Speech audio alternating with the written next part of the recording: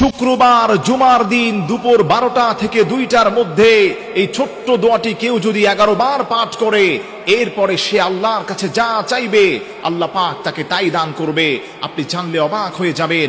জুমার দিন হচ্ছে অত্যন্ত গুরুত্বপূর্ণ, যাকে হাদিসের ভাষ্য মতে সাইয়্যিদুল আইয়াম বলা হয়। আল্লাহর হাবিব সাল্লাল্লাহু আলাইহি সাল্লাম বলে দিয়েছেন, এই জুমার দিন হচ্ছে আল্লাহর কাছে অত্যন্ত প্রিয়। তার কারণ হলো এই জুমার দিনে আল্লাহ রাব্বুল আলামিন হযরত আদম আলাইহিস সালাতু ওয়াস সালামকে সৃষ্টি করেছেন।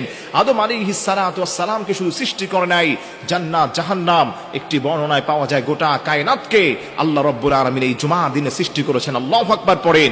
এজন্য আমার প্রিয় ভাইরা, জুমার দিন আল্লাহর কাছে এত প্রিয়।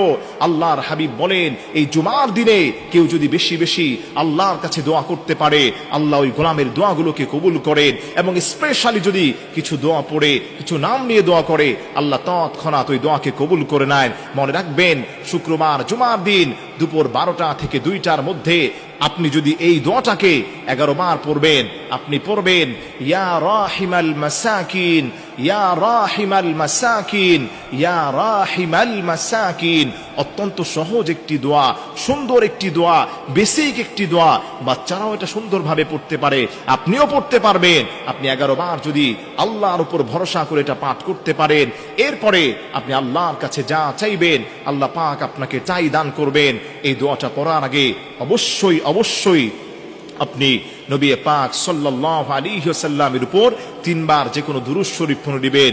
দুরূদ শরীফ হচ্ছে এমন আমল, যে দুরূদ শরীফটা পড়ার কারণে আল্লাহ রাব্বুল আলামিন ওই বান্দার গুনাহগুলোকে মাফ করে দেন, তার দোয়াগুলোকে কবুল করেন।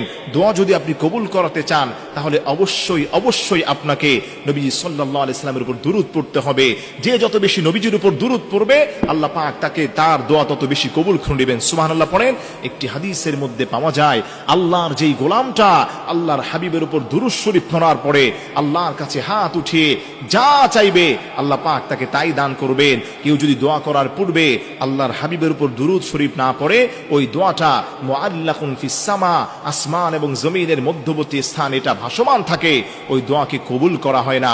এজন্য আমার প্রিয় ভাইরা, আপনি যখনই শুক্রবার পাবেন, জুমার দিন দুপুর 12টা থেকে 2টার মধ্যে, অবশ্যই আপনি প্রথমে আল্লাহর হাবিব সাল্লাল্লাহু আলাইহি সাল্লামের উপর 3 বার দুরূদ শরীফ পড়বেন। দুরূদ ইব্রাহিম পড়তে পারেন, সাল্লাল্লাহু আলাইহি ওয়াসাল্লাম এই দুরূদটাও আপনি পড়তে পারেন। এরপরে হাতে গুনে গুনে আপনি 11 বার পড়বেন, ইয়া রাহিমাল মাসাকিন, ইয়া রাহিমাল মাসাকিন, ইয়া রাহিমাল মাসাকিন। এই ছোট্ট দোয়াটি আপনি 11 বার পাঠ করে আবারও 3 বার নবী পাক সাল্লাল্লাহু আলাইহি সাল্লামের উপর দুরূদ শরীফ পেশ করবেন। আল্লাহর কসম খেয়ে বলি, বুলেটের গুলি মিস হতে পারে, এই দোয়া কখনোই মিস হবে না।